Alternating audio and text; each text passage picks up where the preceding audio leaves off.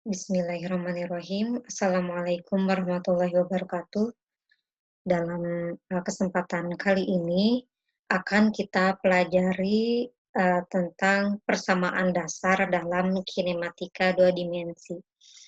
Nah, ada tiga poin penting yang akan disampaikan pada materi kali ini, sekaligus mengulas pada bab sebelumnya, yaitu tentang posisi dan perpindahan, kecepatan, dan percepatan.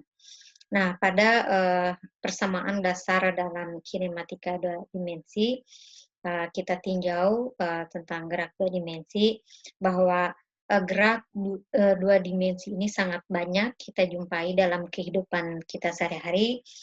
Contohnya gerakan bola yang dilempar dalam permainan bola basket, terus gerak kendaraan di tikungan jalan, gerak perenang yang menyeberangi sungai, dan masih banyak lagi yang bisa kita temukan dalam kehidupan sehari-hari.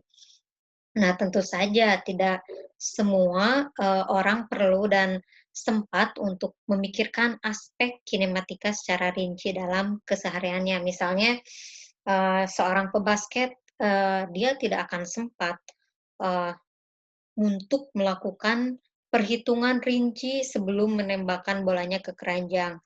Dia hanya perlu melakukan perkiraan kasar berdasarkan kebiasaan yang dilakukannya dalam latihan. Tapi di sisi lain, seorang pembalap profesional perlu memahami berapa laju mobilnya saat melewati sebuah tikungan di sirkuit tanpa terlempar ke luar lintasan. Nah, demikian juga dengan contoh lain seperti pilot pesawat tempur atau pilot pesawat akrobatik. Dia harus mempunyai kemampuan untuk memahami dengan baik aspek kinematika dari gerak melingkar yang akan dilakukannya untuk menghindari resiko kehilangan kesadaran akibat mengalami percepatan yang terlalu besar. Nah, dengan contoh-contoh seperti ini, kita perlu mempelajari persamaan dasar. Itu hanya salah satu contoh dalam kasus sehari-hari, perlu memahami posisi dan perpindahan, kecepatan dan percepatan. Nah, kita mulai pembahasan mengenai gerak dua dimensi dengan besaran posisi. Nah, kita tuliskan posisi dalam vektor R yang diukur dari acuan tertentu. Nah, dalam dua dimensi kita dapat menuliskan vektor posisi benda sebagai berikut, ya, bisa kita lihat R sama dengan SI tambah YJ. Ya, tidak perlu diulas lagi, yang belum tahu bisa dibuka lagi materi sebelumnya. Nah, ini XI tambah YJ ini berdasarkan gambaran di diagram kartesian, posisinya ya, atau titik koordinatnya. Nah, misalnya sebuah benda mula berada di posisi R1, posisi 1 katakanlah, kemudian berpindah ke posisi lain atau kita tulis R2.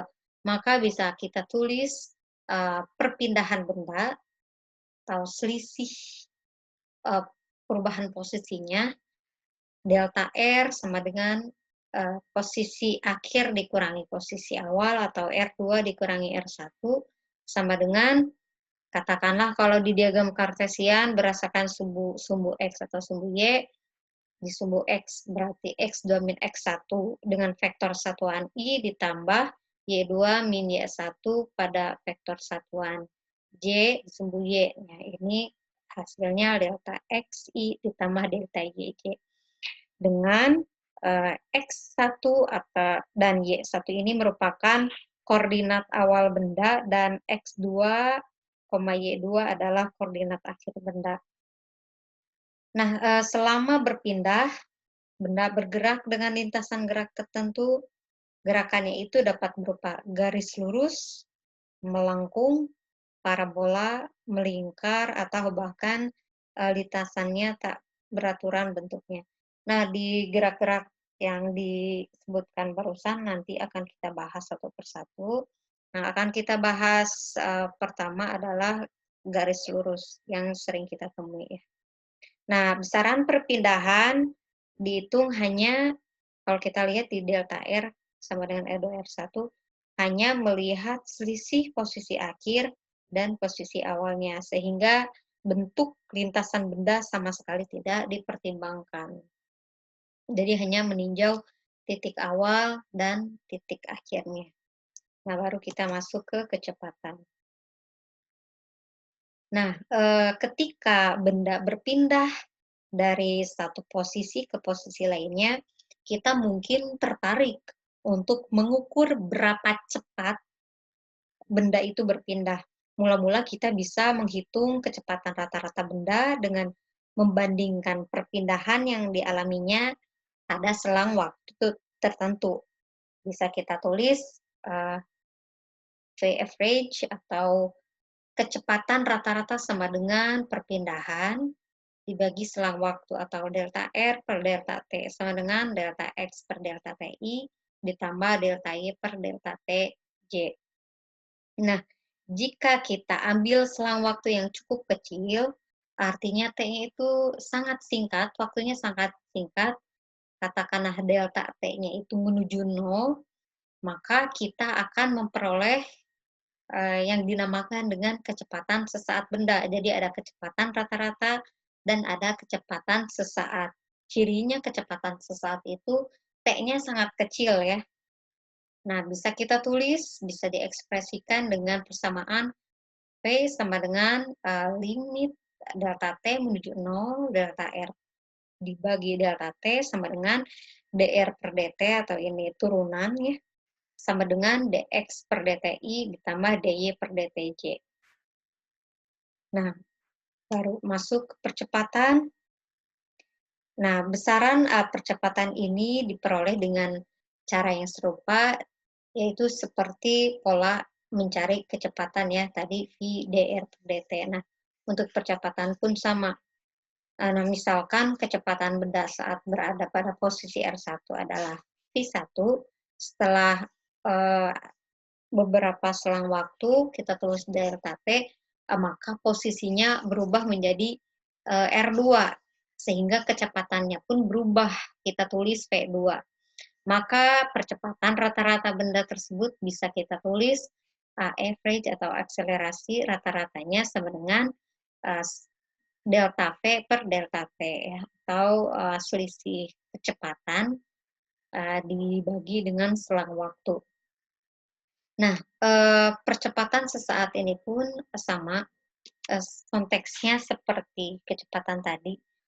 Percepatan sesaat diperoleh ketika waktunya sangat singkat atau katakanlah delta T-nya itu sangat kecil atau menuju 0, sehingga bisa ditulis lewat persamaan A sama dengan limit delta T menuju 0, delta V per delta T sama dengan dV per dt sama dengan karena ini diintegralkan ya, dV per dt kan sama dengan dr per dt. Berarti kalau dari A berarti diturunkan 2 kali dV per dt sama dengan d kuadrat r per dt kuadrat. Nah, ini maksudnya A sama dengan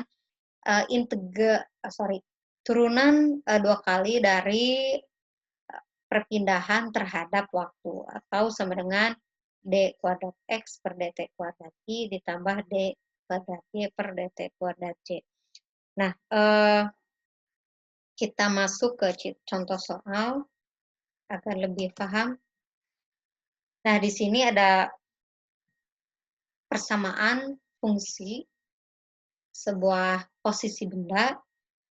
Di sana dituliskan persamaan fungsi posisi benda tersebut adalah R dalam fungsi waktu T sama dengan 2T kuadrat min 3I ditambah, berarti ini disumbu X ya, karena ini vektor satuannya I, ditambah min T kuadrat tambah 4T min 1J, ini disumbu Y. Yang ditanyakan ada 4, yang pertama posisi, kecepatan, dan percepatan benda pada saat T-nya itu 2 sekon ya di sini, oke. Katakanlah di sini 2 sekon. Nah, terus yang kedua, perpindahan benda pada selang waktu T-nya itu 1 sampai detik kedua. Yang ketiga, kecepatan rata-rata benda pada selang waktu T sama dengan 1 dan T sama dengan 2 sekon. Yang terakhir, kapan kecepatan benda tegak lurus terhadap kecepatannya. Oke, kita bahas satu-satu. Yang pertama, saat T-nya sama dengan 2. Berarti di persamaan T, fungsi T-nya tinggal diganti ya. Ketika T-nya sama dengan 2, berarti sama 2 kuadrat T-nya diganti dengan 2, berarti 2 dikali 2 kuadrat min 3.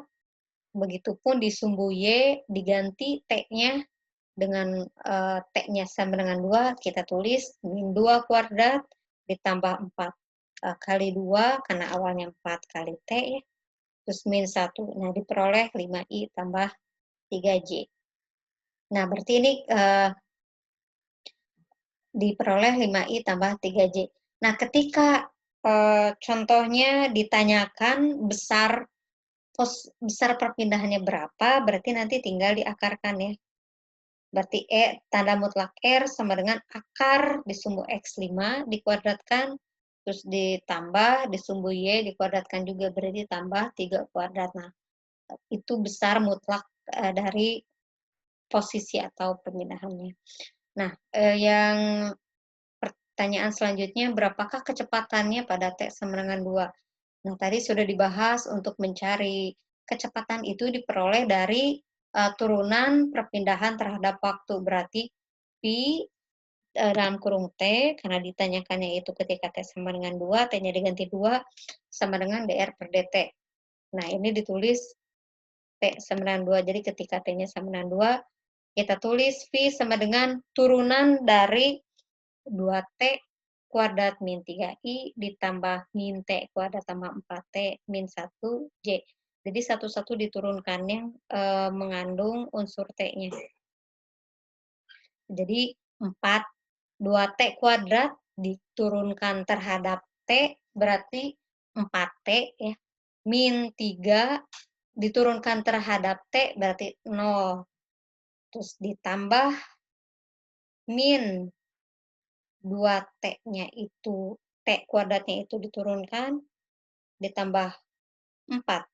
4T berarti turunkan itu jadi 4, min 1 karena sebuah konstan itu diturunkan menjadi 0. Nah, setelah dihitung diperoleh berapa hasil turunannya, diganti T-nya dengan 2 ya. Jadi diperoleh 8I.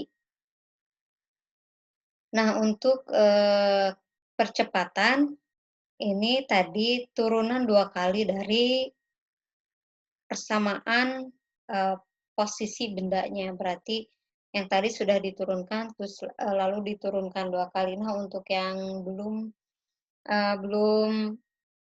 terlalu paham tentang turunan, mungkin bisa dibuka lagi tentang turunan integral ya.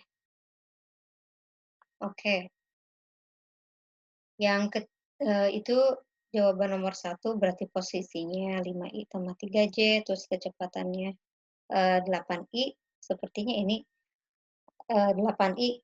Oke, yang tadi tambah 2T, harusnya ini ditambah 4, oke kurang ya, ini koreksi.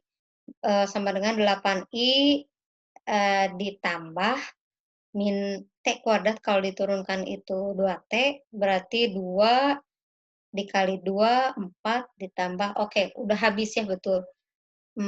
Min 4 ditambah 4, 0. Oke, hasilnya betul, sama dengan 8I. Nah, untuk percepatan diturunkan 2 kali, berarti A, T-nya ketika 2 sama dengan D kuadrat R per DT kuadrat, diturunkan 2 kali, hasilnya itu 4I min 2J.